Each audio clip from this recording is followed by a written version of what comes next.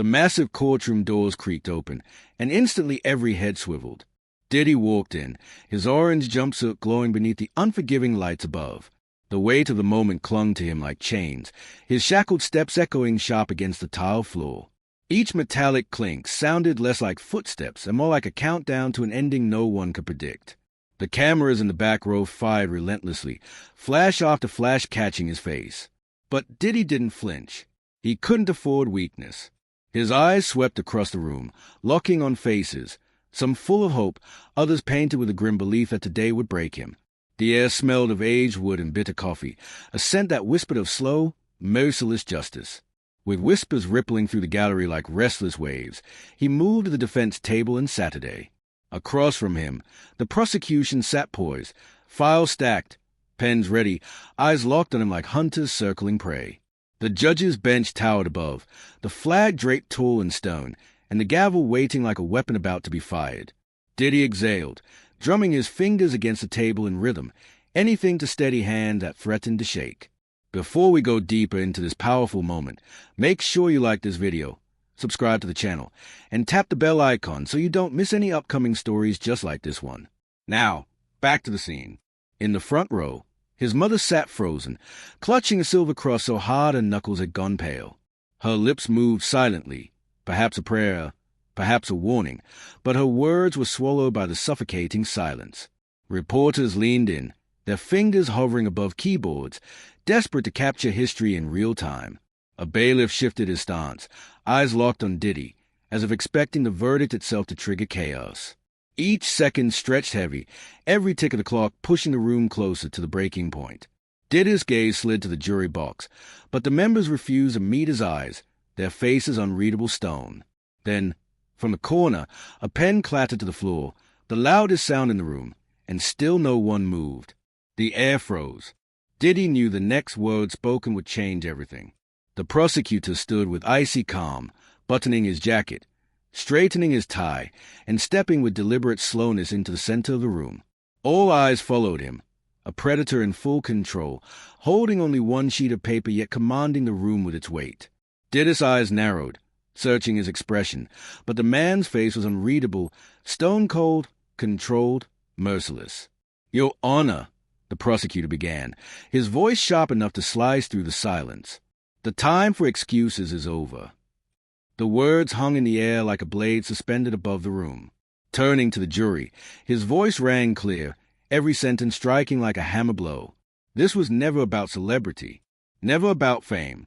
This was about the law, and the danger of anyone believing they could rise above it. A ripple stirred in the gallery, soft gasp, the creak of chairs, a cough muffled in the back. The prosecutor's gaze landed on Diddy, holding him there just long enough to make the moment feel like a personal execution. Then he spoke of the evidence, the witnesses who trembled on the stand but still told the truth, voices cracking but refusing to be silenced. He spoke of nights that would forever haunt memory, of lives that could never be restored, of choices that carved the path leading everyone into this very room. Diddy sat motionless, but the tightening of his jaw, the sharp vein at his temple, betrayed the storm beneath his calm. His attorney scribbled with frantic urgency, yet no ink on paper could blunt the prosecutor's blade. He wasn't just listing facts, he was painting scenes. Scenes of broken promises. Scenes of decisions too heavy to erase. Scenes that smothered the courtroom under their weight with every sentence.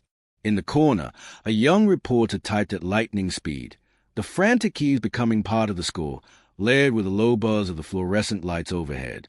Outside, a faint siren wailed, a distant reminder that the world beyond these walls still turned, even as Diddy's world held frozen in suspense. The prosecutor paused, returned to his table, placed a single sheet down, and met the judge's eyes. "Your Honor, the people have made their case. Now, it is time for justice to answer." Diddy's throat tightened, every word pressing on his chest like stone. The room was no longer simply watching. They were waiting, for the gavel to fall, for the reckoning no one could reverse. His lead attorney rose slowly, tugging his jacket into place like it was armor for war. Each movement precise, but not immune to the slight tremor in his hands. He glanced at Diddy, the silent exchange balancing between reassurance and desperation. Clearing his throat, he stepped into the very space the prosecutor had just commanded. "Your Honor," he began, his tone carrying the well-worn authority of a man who had battled in countless courts. "The prosecution has spun you a narrative, a gripping one, yes, but a narrative nonetheless, one that admits the truths that matter most." He moved with steady rhythm, polished shoes tapping sharp against the floor, each word carefully layered. He shifted the focus, reminding them of Diddy's influence, the communities he uplifted, the charities he funded. He spoke of his children, his family, the thousands who still looked to him for hope. His delivery shifted like waves, sometimes composed, sometimes edged with urgency, pleading not for pity, but for perspective. He cast Diddy not as a villain, but as a flawed man consumed by opportunism and misrepresentation. With precision, he poked at witnesses, hinting at motives, planting seeds of uncertainty in the soil of the jury's minds. Diddy kept his eyes locked on the judge, though every muscle in him vibrated with tension. Each mention of his name by his lawyer felt like a rope toss into stormy waters. The jury's stays carried unspoken questions. Was this truly the man capable of every charge laid at his feet? The defense attorney stopped, gaze sweeping across the gallery before locking on the jurors. "Ladies and gentlemen, this case is not just about Sean Combs. It is about whether we still honor the principle that a man remains innocent until guilt is proven beyond reasonable doubt." His words dropped like a challenge, daring contradiction. In the front row, Diddy's mother gripped her cross harder, murmuring inaudible prayers through trembling lips. A young woman nearby brushed tear from her cheeks with a crumpled tissue. The bailiff shifted uneasily now, tension tugging even at his stoic stance. The attorney's final appeal struck straight at the jury's conscience. "Your Honor, members of the jury, do not let celebrity distort the truth. Do not allow headlines to decide a man's destiny. Look at the evidence. Deliver justice." Then came silence, the kind of silence that breathes. The defense attorney eased back into his chair, exhaling as if the weight of the room had been pressing directly on his chest. Diddy gave the faintest nod in return. Gratitude, hope, and dread all tangled into one small gesture. Yet deep inside, he knew this might have been the last chance to tip the scales. At the bench, the judge sat motionless, his face unreadable, carved in stone-like authority. His hands rested flat on the polished wood, the gavel close enough to strike at any moment. For a long stretch, he said nothing. But the silence wasn't hollow, it was crushing. The hum of the air vents, the creak of a shifting chair, the heavy thud of your own heartbeat. It was all anyone could hear. Diddy's eyes locked on him, desperate for a clue, but the judge's stare remained cold, unwavering, merciless. Slowly, he lifted a stack of papers, flipping one page at a time. Each turn echoed like a clock's tick counting down. He studied, then lowered them, leaning forward, eyes sweeping over prosecution, defense, and finally, Diddy.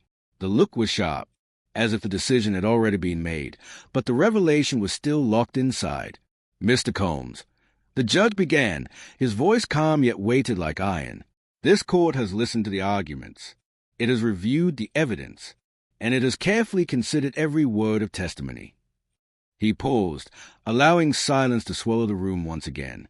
The gallery leaned forward unconsciously, every body straining to catch the next syllable. "What stands before me," he continued, "is not simply a man, but a choice. A choice between accountability and arrogance, between respect for the law or defiance of it." Diddy pressed his lips thin, his attorney shifting uneasily at his side but offering no words. From the back, a camera shutter cracked through the tension. The judge never flinched, his eyes narrowing as if each movement in the courtroom only deepened the weight of what was unfolding. "You have lived your life under a spotlight," the judge said, his tone tightening. "And with influence comes duty. But influence, when abused, brings devastation. When corruption seeps into the lives of others, consequences are inevitable." The words fell heavy, each one striking like a hammer before the gavel had even moved. In the corner, a boy barely 10 sat rigid, his mother's arm draped protectively around his shoulders. His eyes, wide and uncertain, carried the innocent awareness that something irreversible was about to happen. The judge's gaze flicked briefly to the clock, then back to Diddy. "This is not a ruling I take lightly," he declared, "and it will not be swayed by celebrity, wealth, or public opinion. It will be determined by facts, and facts alone.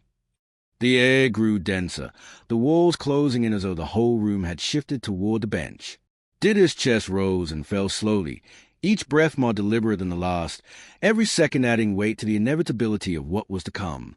Yet still the judge did not strike.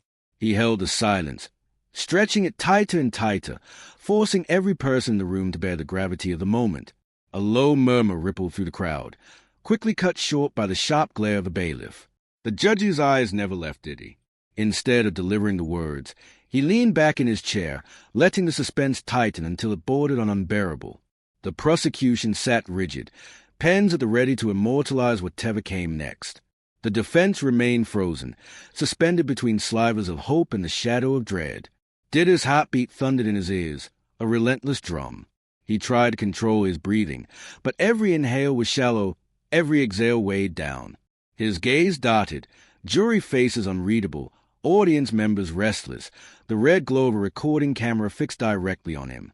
And in the front row, his mother's lips moved again, whispering a prayer into the suffocating silence. Her hands were still wrapped tight around that silver cross, clinging to it as though it was the only thing keeping her from breaking apart. At last, the judge shattered the silence, his voice a low rumble that filled every corner of the room. Before I deliver judgment, there are truths that must be spoken, truths that cannot be ignored. He leaned forward, gripping the bench with both hands. This case is not about entertainment. It is not about the music business. It is about choices, and the consequences of those choices on lives that cannot be replaced. His words came slow, deliberate, each one digging deeper as he retraced the trial's path. The testimony, the evidence, the contradictions, and the rare moments when truth managed to cut through denial. With every sentence, Diddy felt the weight pressing harder, like bricks stacking on his chest. The judge's gaze shifted briefly to the prosecution, acknowledging their relentless precision. "The people have made their case with clarity," he said. Then he toned, sharp as a blade, toward the defense. "And the defense is fought with passion." He paused, allowing the room to breathe, only to take that breath away again. But passion does not erase facts. A woman in the back gasped softly. Another shifted in her seat, the scrape of fabric against was jarring in the suffocating stillness. The bailiff stepped forward, boots echoing across the floor. Diddy's attorney leaned in, whispering urgently, but Diddy didn't flinch. His eyes stayed pinned on the bench, desperate to read the verdict before it was spoken. The silence stretched so long it felt eternal, the air growing hotter, the walls closing in. The judge's hand settled on the gavel, but did not lift it. "There is more that must be said before we reach the end," he murmured, his words cutting through the air like glass. It was clear this was building to something heavier than anyone had prepared for. When he spoke again, his tone grew heavier, carrying a weight of finality before the decision had even been delivered. He leaned forward, elbows resting on the bench, narrowing the space between him and the man whose fate now hung on his every word. His stare never wavered from Diddy, and the pauses between his sentences were sharp as knives, twisting into the room. "Mr. Combs," he said again, slower this time, "throughout this trial, I have studied more than your testimony. I have examined your demeanor. I have heard your words, and I have felt the weight behind them, or at times, the absence of it." The stillness in the gallery grew unbearable, the hum of the lights above deafening in its persistence. The judge recalled contradictions, moments when statements faltered, when Diddy's eyes darted away instead of meeting the truth, when remorse should have appeared but never fully did. There were opportunities to acknowledge mistakes, to accept responsibility, he said firmly. But too often, those moments were answered with silence or deflection. From the jury box came the faint tap of a pen against wood as someone shifted, the sound small but magnified by tension. The judge's eyes flickered there briefly, then back to Diddy, as if to confirm the jurors had noticed the same. At the back, cameras zoomed closer. Unblinking, sweat beaded along Diddy's hairline, his jaw locked, fingers curling and uncurling on the defense table. His attorney reached across to place a steadying hand on his arm, but Diddy didn't move, didn't turn. His focus was fixed entirely on the man at the bench whose words now carried the weight of destiny. "You have built an empire," the judge declared, his voice climbing with restrained force. "But with great power comes a temptation to believe the rules no longer apply to you. And that temptation, Mr. Combs, is where many have fallen before, and where in the eyes of this court you too have fallen. A sharp breath slipped from the back of the gallery, quickly muffled. The bailiff glanced toward the sound, but the judge pressed on, unshaken. Justice, he said firmly, is not swayed by status. Justice does not bend to wealth. Justice is blind, but it is not deaf. It has heard every word spoken in this room. Diddy swallowed, his Adam's apple shifting visibly, eyes glistening, not fully tears, but the tight burn of emotion slipping past control. The judge let silence fall once more, his hand brushing over the gavel's handle without raising it. "We are nearing the point where this court will deliver its final word," he said quietly. "And when it does, it will be a word no one here will ever forget." The gallery seemed to breathe as one, a single collective inhale caught in their throats. The tension had grown into something alive, coiled, waiting to strike. The air thickened until every second felt stretched thin. Diddy's eyes never left the bench, but his mind raced, each heartbeat pounding louder than the faint murmurs seeping through the courthouse walls. The judge leaned forward again, voice dropping into a chilling calm that made the silence worse. "Before I render this court's decision," he said slowly, "there is something you must understand, Mr. Combs." His tone wasn't angry. It was surgical, precise, deliberate, impossible to escape. Every word was measured, sharpened to cut clean and deep. This wasn't about music. This wasn't about fame. It was about what happens when power becomes a shield. And when that shield is wielded to deflect the truth, silence takes over. No coughs, no whispers, just a faint groan of wood as a juror leaned forward. The judge's eyes never broke. For weeks, the stories had poured out, evidence weighed like stone. Both sides fought hard, but this was never about who argued best. It was about whether truth could survive, even when it threatened to destroy. A sudden metallic clink broke the stillness, the bailiff shifting his keys. The sound cut through the heavy air, but no one dared look away from a bench. The judge reached for the folder before him, turning each page like a clock ticking closer to a verdict. Diddy's hands clenched tighter against the table. His lawyer leaned in, whispering something low, but Diddy stayed locked on that folder, on those sheets of paper that could strip him of everything. His leg bounced once, then froze, forced still by sheer will. "Mr. Combs," the judge began, voice steady. "In my years on this bench, I have seen men crumble under accountability. I have seen them beg, bargain, even break. And I have seen men accept responsibility with dignity. You, however, have walked a different path." He paused, letting the words linger like a blade hanging overhead. Diddy didn't flinch. Then, from the gallery, a faint cry, "Please!" Barely a whisper. Whether it was for the judge or for Diddy, no one knew. The judge's eyes flicked for a second toward the sound, then back to the man before him. "You have made choices," he said firmly, "and choices have consequences. This court is prepared to rule. But understand this, the decision I give today will echo far beyond these walls." Diddy's chest rose and fell, slow, deliberate. The room felt alive, charged with tension. The judge's hand brushed the gavel, lifting it slightly before resting it back down. Not yet striking, but reminding everyone who held control. He took a deep breath, eyes narrowing on Diddy. The weight in the air pressed heavy, suffocating, as though the room itself was holding its breath. Then, with a voice sharp as thunder, the words broke. "Sean Combs, this court sentences you to 17 years in state prison."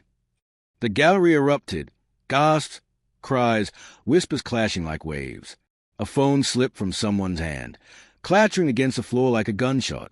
Cameras snapped in rapid fire, freezing the moment forever. Diddy didn't move. His eyes blinked twice, as if struggling to process the impossible. His lips parted, but no words followed. His attorney gripped his arm, whispering urgently, but it was like speaking into emptiness. The world around him blurred, the jury's faces, the bailiff's looming frame, the polished wood of the bench, distant, dreamlike. The judge's voice cut through again, steel in every word. "You will be remanded immediately into custody. Time served will be credited, but this court finds no ground for leniency. You are to be taken from this courtroom today to begin your sentence." A woman in the front row broke down, her wail filling the air as her hands covered her face. Others froze, caught between shock and sorrow. The prosecutor leaned back, expression unreadable, save for the faintest flicker of satisfaction. The bailiff stepped forward, his boots echoing in the silence. The metallic clink of handcuffs followed, cold and final. Diddy finally turned toward his mother. Her tay-streaked face trembled, lips moving in prayer he couldn't hear over the roar in his head. His throat tightened, words trapped between disbelief and fury. 17 years. No home. No escape. Court is adjourned, the judge declared. And just like that, it was over. The verdict no one expected had been spoken, and Diddy's world collapsed in a way he could never undo. The echo of the gavel rang in his head as 2 guards stepped in, one on each side. The cold steel of the cuff snapped shut around his wrist with a finality that sent a ripple through the room. He didn't fight. He couldn't. But the weight of those chains felt heavier than anything he had ever carried. The air itself grew thicker, each breath shallow, strained, as if the walls were pressing in closer with every second. Camera flashes cracked like lightning, freezing him in brutal snapshots, eyes wide, jaw tight, the reality of his sentence tightening its grip. When the guard pulled him to his feet, the scrape of the chair against the floor was sharp enough to make people flinch. He toned, scanning the gallery one last time. His mother's face, streaked with tears, hands trembling around the silver cross she had clutched through every testimony. She mouthed 2 words, "Stay strong." He tried to nod, but his throat boned, his chest locked tight. The room felt colder now, hollow, a space he once knew transformed into a place he would never return to as a free man. The prosecutor stacked his papers neatly, his face carved in stone, refusing to gloat.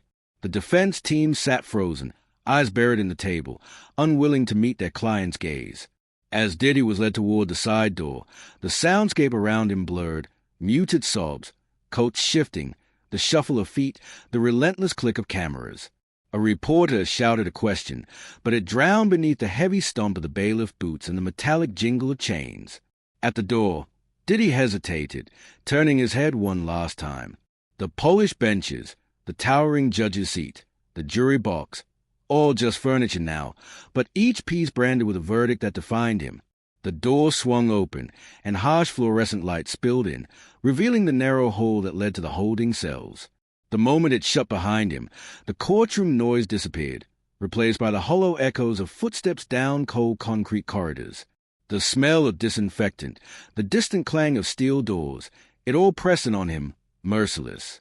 Every step carried him further away from the man the world once celebrated, closer to being just another number in a system that cared nothing for fame, music, or legacy. Deep inside, a flicker of defiance burned, but the crushing weight of 17 years smothered it quickly. For now, there was nothing to say, nothing left to fight. Only the sound of iron doors sealing behind him, locking away not just his freedom, but the life he once had.